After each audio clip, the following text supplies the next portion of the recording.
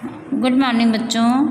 आज हम आप लोगों को पेपर पैटर्न समझाएंगे कि आपका हाफ ईयरली एग्ज़ाम में किस तरह का क्वेश्चन पेपर पूछा जाएगा और किस तरह से आपको उसके आंसर लिखने हैं। तो आपका क्वेश्चन पेपर जो होगा वह 2 पार्ट में होगा, सेक्शन ए और section B. Section A 40 number का और सेक्शन बी 40 नंबर का। टोटल पेपर 80 नंबर का होगा, जिसमें 40 नंबर का की ग्रामर और 40 नंबर जो दोनों बुक आपने पढ़ी है, साहित्य सागर और एकांकी संचय, उससे 40 नंबर के क्वेश्चन पूछे जाएंगे। अब इसमें देखिए क्वेश्चन नंबर 1, निम्नलिखित विषयों में से किसी एक विषय पर हिंदी में लगभग 250 शब्दों में संक्षिप्त लेख लिखिए। इसमें देखिए 5 ऑप्शन दिए गए हैं, पाँचों में से किसी एक पर आपको प्रस्ताव लिखना है। तो जूनियर की तरह निबंध नहीं लिखना है आपको कि रूपरेखा, प्रस्तावना, उपसंहार, इस तरह का नहीं, आपको प्रस्ताव लिखना है या लेख लिखना है। तो पूरे पैराग्राफ में आप लिखेंगे, पूरे पेज में लिखेंगे। और देखिए 3 तो एक तरह के हैं। उसके बाद 4th जो है, एक कहानी लिखिए जिसका आधार निम्नलिखित लोकोक्ति हो, जो गरजते हैं वे बरसते नहीं।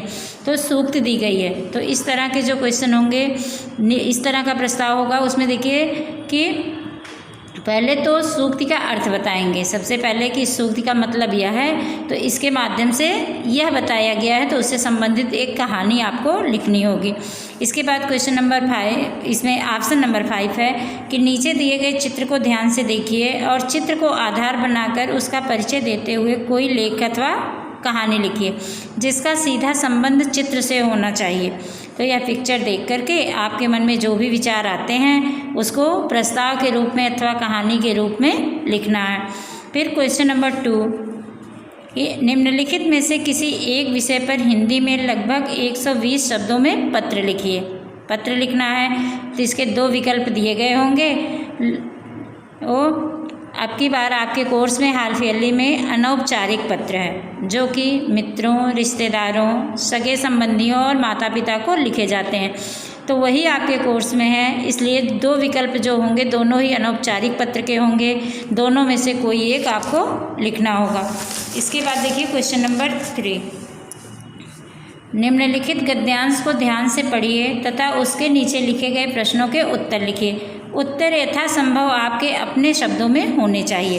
तो ये अनसीन पैसेज जो आता था, अपठित गद्यांश, इसको पढ़ना है और उत्तर यथासंभव अपने शब्दों में होने का मतलब कि उत्तर आंसर तो सारे यही हैं, जो 5 क्वेश्चन पूछे गए सारे इसी में से निकलने हैं, लेकिन एकदम से वही लाइन नहीं लिख देनी है। उसमें जो वाक्य विन्यास होता है वो अपने हिसाब से सही करके तब लिखते हैं कि उसमें तो कहानी की तरह लिखते चले गए, लेकिन आपको जिस क्वेश्चन का आंसर पूछा गया तो उसका आंसर आपको अपने शब्दों में सही वाक्य विन्यास बना करके तब लिखना है।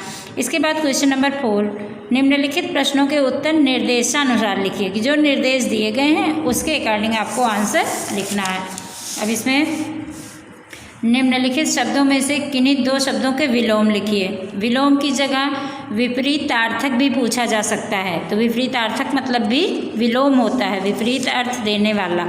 तो आपको विलोम शब्द लिखने होंगे। फिर कि एक शब्द के 2 पर्यायवाची शब्द लिखिए, पर्यायवाची। फिर निम्नलिखित शब्दों में से किन्हीं 2 शब्दों से भाववाचक संज्ञा बनाइए। तो इसके संज्ञा शब्द बनाने हैं, भाववाचक संज्ञा बनानी है। फिर निम्नलिखित शब्दों में से किन्हीं 2 शब्दों के शुद्ध रूप लिखिए। शुद्ध रूप लिखने का मतलब कि जो वर्तनी शुद्ध करनी है, स्पेलिंग मिस्टेक जो होती है उसको पूरा करना है। जैसे यहाँ लिखा है ना सौदामिनी, तो माँ पे बड़ी की मात्रा है, तो यह लिखा क्या गया है सौदामिनी, तो माँ पे छोटी की मात्रा होनी चाहिए, तब सौदामिनी सही होगा। तो इस तरह से जो भी इसमें अशुद्धियाँ हैं, वर्तनी संबंधी अशुद्धियाँ हैं, उसे दूर करना है। फिर 5th है, निम्नलिखित मुहावरों में से किसी एक की सहायता से वाक्य बनाइए। तो इसमें मुहावरे दिए गए हैं, तो इसमें मुहावरों के अर्थ नहीं लिखने हैं, सिर्फ वाक्य प्रयोग करना है। और फिर 6th है, कोष्ठक में दिए गए वाक्यों में निर्देशानुसार परिवर्तन कीजिए कि जो भी निर्देश दिए गए हैं उसके अनुसार आपको उसको बदलना है। ये गायक भजन गा रहा है, तो इसमें कर्मवाच्य, कर्मवाच्य दिया गया है, तो कर्मवाच्य में बदलना जो भी निर्देश दिया जाएगा उसमें। तो इसके बाद भी दिया गया है कि गर्मी की छुट्टियों में मैंने अपने मित्रों के साथ कश्मीर घूमने जाने का निर्णय लिया।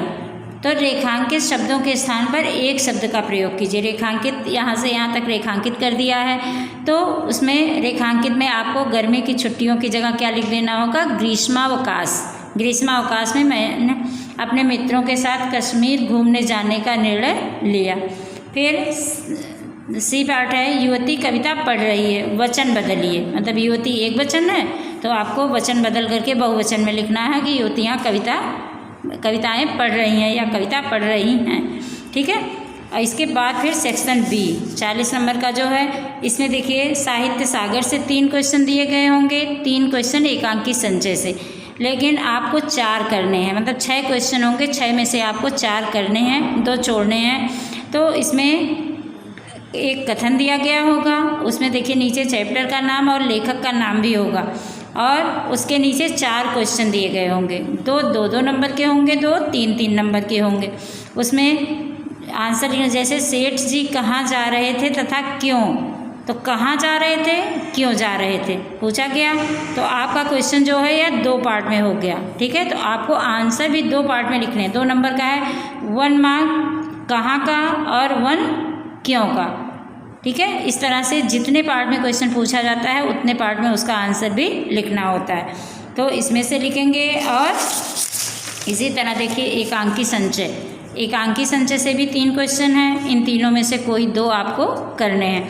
तो टोटल आपको इन सेक्शन बी से 4 करने हैं। 6 पूछे गए हैं जिसमें से आपको 4 के आंसर लिखने हैं। और क्वेश्चन ध्यान से पढ़ेंगे कि जितने पार्ट में क्वेश्चन पूछा जाएगा उतने ही पार्ट में आपको आंसर लिखना होगा, उसी हिसाब से आपको नंबर मिलेंगे। जितने पार्ट में होता है उसी हिसाब से, जैसे कि 2 नंबर का है तो अगर 2 पार्ट में पूछा गया कि उपर्युक्त कथन का वक्ता और श्रोता कौन है, 2 नंबर का है तो वक्ता 1 नंबर, श्रोता 1 नंबर।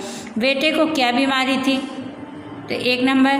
फिर विषय में मिश्रानी से सुनकर माँ की क्या प्रतिक्रिया हुई, 1 नंबर।